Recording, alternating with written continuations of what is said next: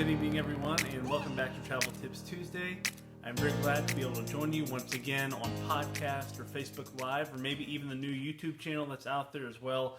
We are uploading these to YouTube so you can access them a little bit easier and also share them a little bit easier for those folks that don't have Facebook. So if you are watching on any of those platforms or listening by podcast, please let me know. I would love to hear a comment or two from you, and would love to hear what you think and interact, even if it's not live. Please give me a shout out, and let's talk back and forth. Let's get to know each other a little bit and get to know what we think about travel and Disney and all those sorts of things. So tonight it is October the 8th, 2019. It is going to be a great, big, beautiful Tomorrowland. That's right, a journey around Tomorrowland at Magic Kingdom at Walt Disney World. We are going to be taking a look at one of the most popular lands at Walt Disney World's Magic Kingdom that has a lot to offer for attractions, also dining and even shopping. It's got a lot of Disney history that is kind of all over that particular area as well. Again, last week we talked about Fantasyland, and you know that's kind of for a lot of people can be the more iconic picture that people have, because you know Cinderella's castle is kind of part of Fantasyland, and you've got things like that we talked about, like It's a Small World, and the Peter Pan attraction and the carousel, all these other things that are there. But in Tomorrowland, Walt Disney had a vision for the future. He had he was innovative. He was doing a lot of things that people had not done in theme park design before. And Tomorrowland is definitely part of that vision that he had for his original Magic Kingdom in Disneyland. So hence the shirt right here, right? So we're going to get into some of that. But I want to know what your favorite attraction is for Tomorrowland at Magic Kingdom, or Disneyland if you want to go there too. But we're going to be talking about Magic Kingdom at Walt Disney World more specifically. So if you do have a favorite attraction or dining experience, something that is there now or maybe something that is no longer there, please let me know. I want to know what it is. I would love to hear from you. Drop that in the comments or on Facebook, or if you're listening later or watching later on YouTube, feel free to drop it in there now. So let's kind of walk point by point. We're going to start off with the attractions, and we're going to start off with the tallest one of the group, or the highest one rather of the group in Tomorrowland, and that's going to be the Astro Orbiter. So if you've ever wanted to pilot a rocket ship or get a really good view of Magic Kingdom, the Astro Orbiter is probably going to be your best bet there. One thing about Astro Orbiter is, like some attractions that are outdoors at Walt Disney World and even kind of theme parks in general, it does have a tendency to go down or be shut down if there is lightning in the area, wind, rain, that kind of thing. Occasionally, it's one of the more weather sensitive attractions at Magic Kingdom, so you want to make sure that you're aware of that when you're planning. So if you've got kids that want to do all the outdoor rides like that, like the flying carpets over in Adventureland, or like the Dumbo the Flying Element over in Fantasyland, they all have the same sort of basic kind of experience, but the theming is a little bit different. Locations are different. Astro Orbiter is higher up, so just be aware of that. Those kinds of attractions do have a tendency to go down when the weather is not great. Next on the list is Buzz Lightyear's Space Ranger Spin. Now, this building has had a few different versions of attractions throughout the year where this ride is. And Buzz Lightyear Space Ranger Spin has been around for a little while, almost as long as Toy Story has, I feel like. And it is a lot of fun. So it is one of those things where there's no real restrictions to it. I've been on it holding an infant myself and still been able to play the thing. It's great to kind of see what your score is and see how good of a Space Ranger you are, and see if you can reach that maximum score. So which I have seen somebody do that recently. It is rare, but that actually does happen, believe it or not. So it's got a fun little queue. It's the line, even the standby line, usually moves pretty fast, and the lines are typically not that long. But if you're thinking about a fast pass, your fast pass selections, here's a travel tip for you. If you're thinking about your fast pass selections and you're not going to go for some of the big drop rides or roller coasters at Magic Kingdom, and Buzz Lightyear Space Ranger Spin is on your list, and you've already got some character greetings taken care of, I would definitely consider putting this one on your list for fast passes. It can just make that more convenient. You know you're going to be able to do that. There's a lot of other things to do in Tomorrowland generally that don't have huge wait times that we're going to talk about here in a little bit. A lot of great places to get out of air conditioning while you're waiting on that fast pass for Buzz Lightyear or maybe another one that you've planned. Anyway, it's a lot of fun, Toy Story themed, and you'll have a great time there. So it doesn't matter really the age. People of all ages like that one. It's a lot of fun. Monsters, Inc. Laugh Floor. So if you like attractions or shows that engage the audience well, if you like ones that make you laugh, if you want to sit down and stretch your legs for a little bit, but you also want to be entertained, you don't just want to go in somewhere and be bored, kind of sitting on your fingers, but Monsters, Inc. Laugh Floor is fun. It engages the audience. It's humorous. It'll give you a little bit of air conditioning to kind of cool down for a little bit, and you'll really enjoy the show. I love Monsters, Inc. Laugh Floor. It's one of my favorite spots to stop by in Tomorrowland. Next on the list is Space Mountain. So Space Mountain is one of those attractions that has pretty much a different version at each of the Disney parks around the world. And Space Mountain is an iconic attraction that's sort of white with a spire that just sort of looks futuristic. I mean, you can see it from outside of Magic Kingdom. As you're coming in on the monorail, it's right there, and it's a beautiful building. It's an indoor roller coaster. It doesn't go very fast, but it does have a lot of dips and turns. It's in the dark, and it has a lot of really kind of cool futuristic sounding music. Sometimes we'll do cool things with it occasionally. This is rare, but this has happened, and I've been on it when it's happened. You can occasionally ride it with the lights on, and it's very rare. This is one of those kind of urban legend Disney things. Can you actually do this? Yes, you can, but again, it's very rare when this actually does happen. So that's one of those things that you just kind of have to look for, ask the cast members. Occasionally you can see in with the lights on, even if they're not running the attraction itself and they're doing maintenance on it. If the Tomorrowland Transit Authority People Mover is running and you're on it when they're doing maintenance, you still might be able to get a view of Space Mountain with the lights on it. And it's kind of cool. In some ways, I think the attraction is actually a little bit more scary with the lights on because you see how close some of those supports and things are. But it's a fun ride. It really is. It's a classic kind of iconic thing. Even if you're going to Magic Kingdom and you have a bunch of small children, for me, that's like one of those rides that we want to do. That we're willing to swap off children for. So occasionally it doesn't work for schedules, but my now 7-year-old actually got to ride it back in May, and that was her first roller coaster ever. She got to ride that with my wife, and they had a lot of fun, and really, really loved that. And it was a special memory for us. So Space Mountain, great roller coaster. It's a classic Disney ride. It's definitely a must-do, and definitely one, if you are going to do it, that needs to be high up on your Fast Pass priority list. So Seven Dwarfs Mine Train over in Fantasyland is the fastest moving Fast Pass right now. The fastest moving Fast Pass in Magic Kingdom, Space Mountain is pretty close to that. There are also a couple others that kind of rival those a little bit. But Space Mountain is definitely one that you want to grab before you go. At that 60-day mark, if you're staying on property, you can reserve those Fast Passes 60 days in advance. If you're staying off property, you can pick up Fast Passes 30 days in advance. So you have a little bit more flexibility, a few more guarantees. If you do stay on property, it's one of the perks. And we've talked about on-property perks before on Travel Tips Tuesday. And if you're watching this now on Facebook, you can go back on my videos to find that video. If you're on the podcast version, you can go back and find that. If you're watching this on YouTube, I'm going to find it on Facebook and I'll upload it to YouTube so you can watch it there as well about on-property perks. Are they worth it? Next is the Tomorrowland Speedway. So the Tomorrowland Speedway was actually recently down for a little while. Like the entire attraction was closed because they had to reroute part of the track for this attraction because of the construction related to the new Tron coaster attraction that is full force, being constructed. They've gone full vertical. It's in the process of being enclosed, and it is a multi-year project. I'm very, very excited about this roller coaster that's going appear in Tomorrowland, and you can see what's going on from the People Mover. You can see what's going on there from kind of a couple other spots at Magic Kingdom, but excited about the Tron coaster there that is coming. But the Tomorrowland Speedway, they use little kind of go-kart, race car kind of things. They don't go very fast.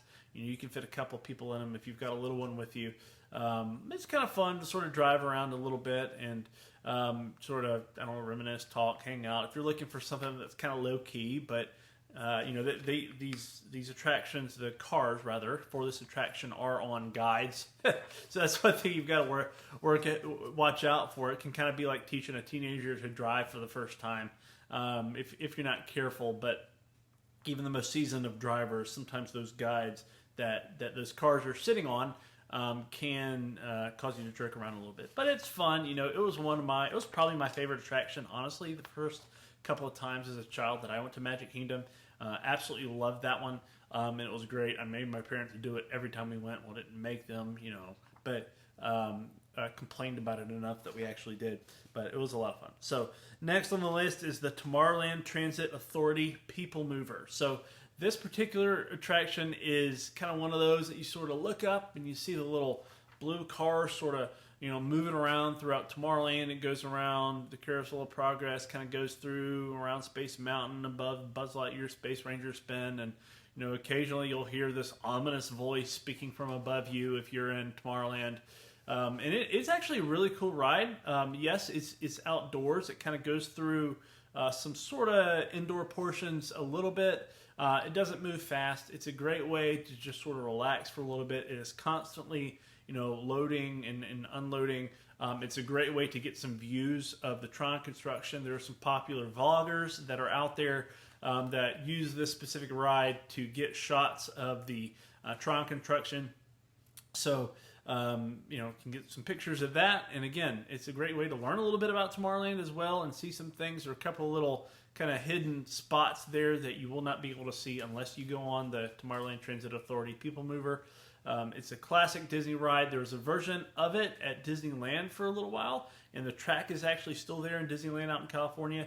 But due to a series of kind of technical issues and other things that actually brought that attraction down many years ago and started building some other things around that, even pulled down sections of track, but again, some of it is still there that you can see if you go to Disneyland in California.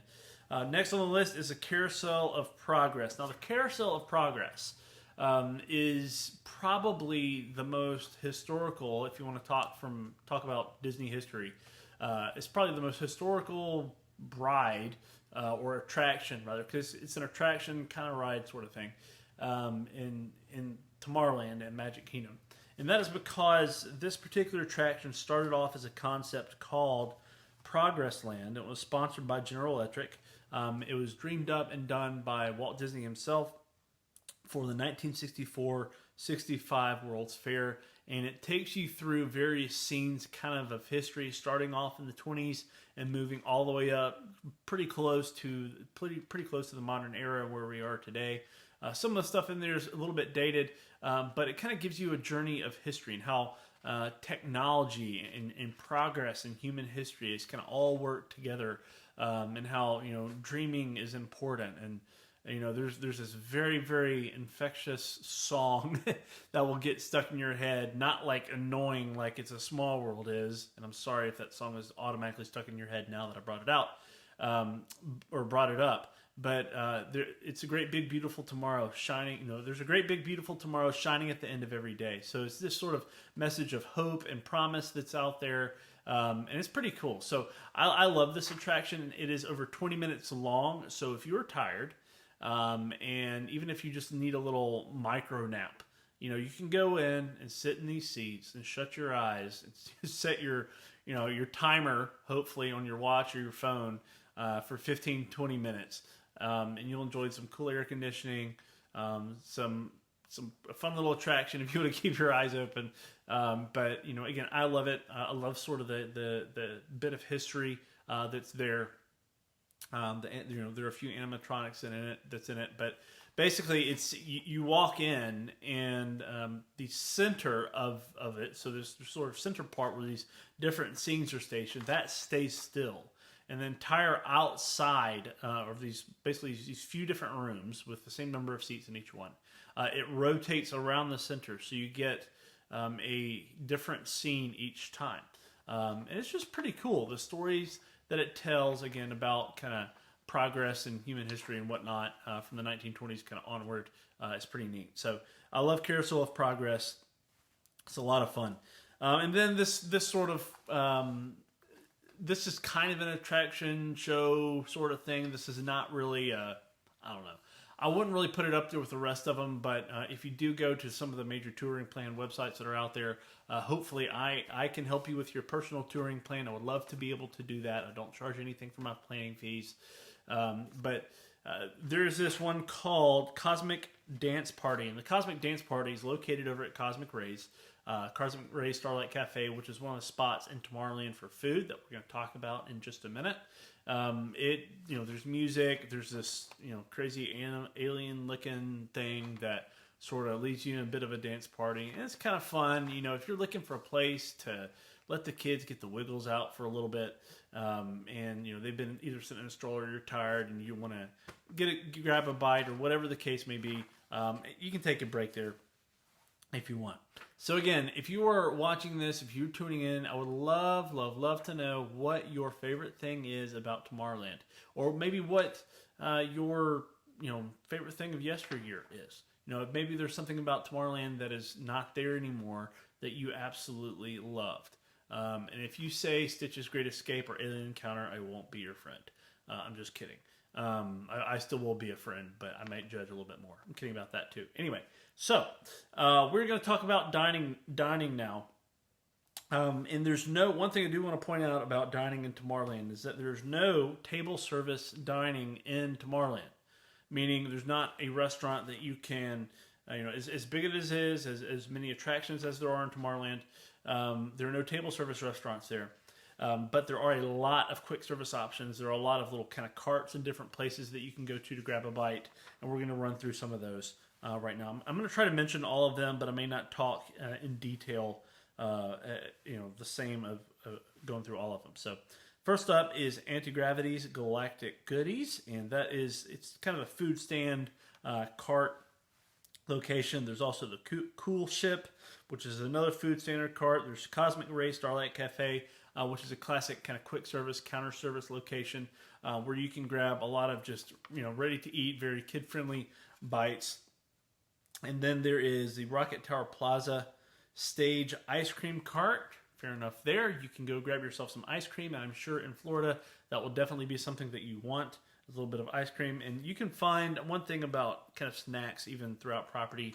You're going to be able to find your Mickey Premium bars, your ice cream sandwiches, things of that nature, scattered throughout different sort of carts, and even pop-up things that are not, always there, but, they might be brought out closer to parade times. If you're looking for popcorn and stuff like that, those things are not isolated to, one particular area of the park. They're going to pretty much be everywhere. Now, there are certain snacks that you will only see in certain spots of the park.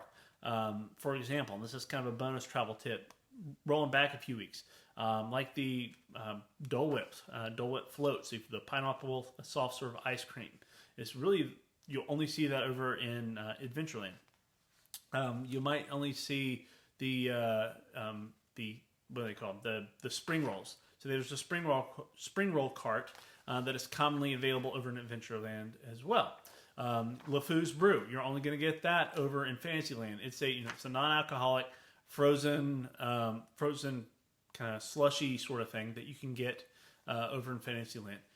So lots of different snacks that are sort of, I don't know, there seems to be, for the most part, a themed food item that is sort of iconic for each land.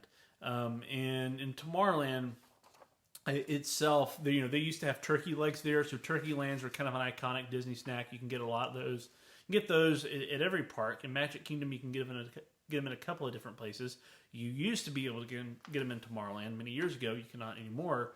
But kind of ice cream sort of tends to be a thing there. You can even find the space ice cream, the freeze-dried stuff there as well over in Tomorrowland.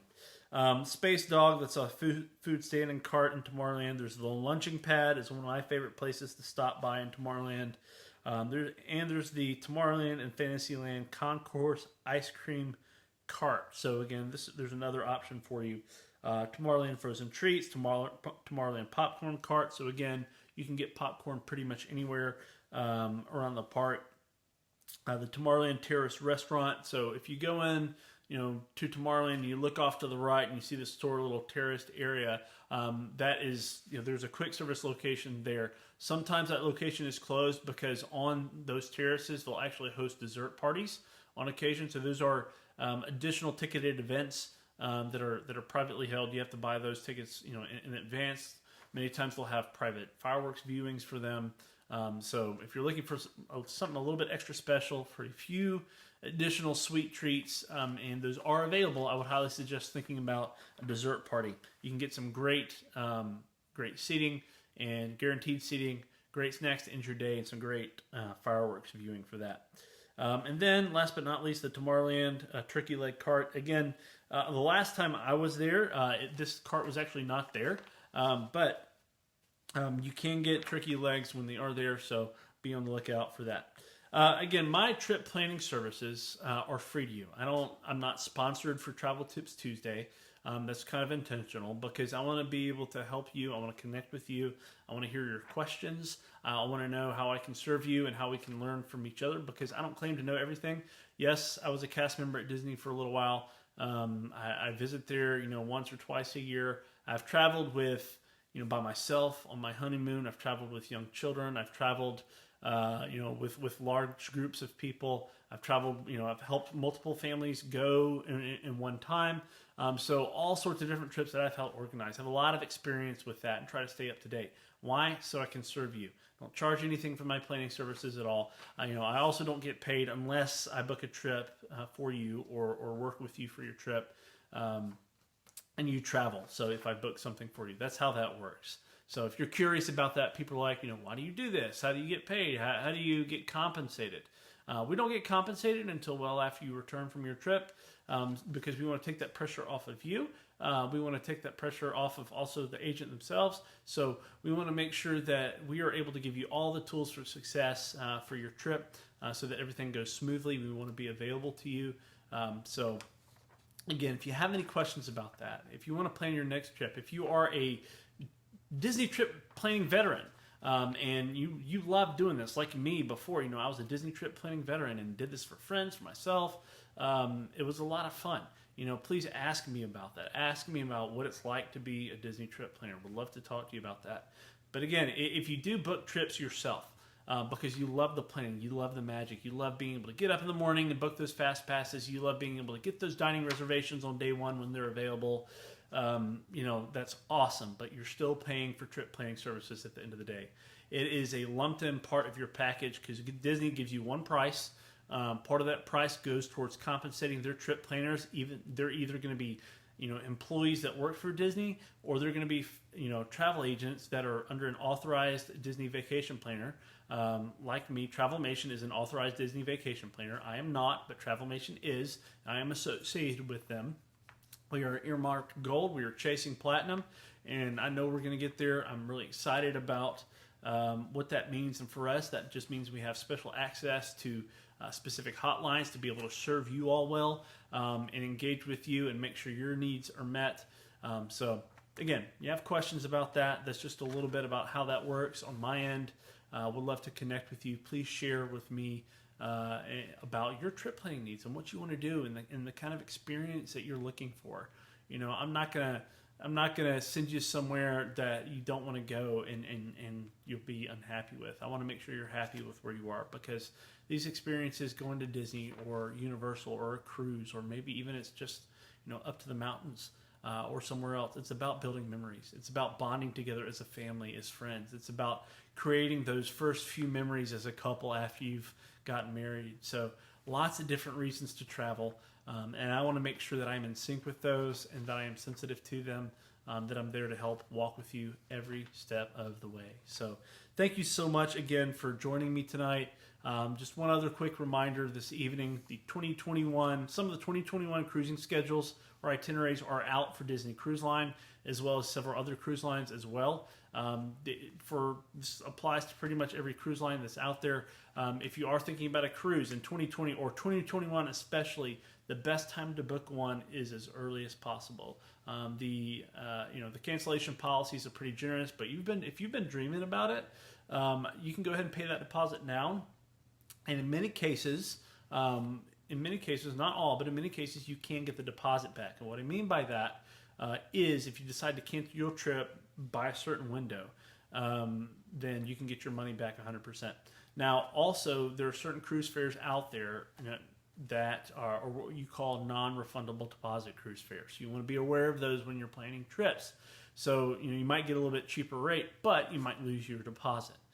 So you could be out $100, $200, whatever the case is for that specific type of cruise, cruise stateroom. And those are the kinds of things, again, as a travel planner, I try to be aware of. Talk about Disney parks all day long. Absolutely love it. But there are other things that I'm investing in as well. I'm working with a group of over 20 ladies that are traveling out of New Orleans on Royal Caribbean in January, and I'm very excited about that. So if you have any questions about Royal Caribbean, hit me up. Would love to talk to you. So reach out. Let's dream and talk about your experience. Let's dream and talk about the trip that would make a lot of awesome memories and magic for you. And shoot me a message. We'd love to talk to you about that. And I hope you have a magical evening, and we will see you again real soon. Bye-bye.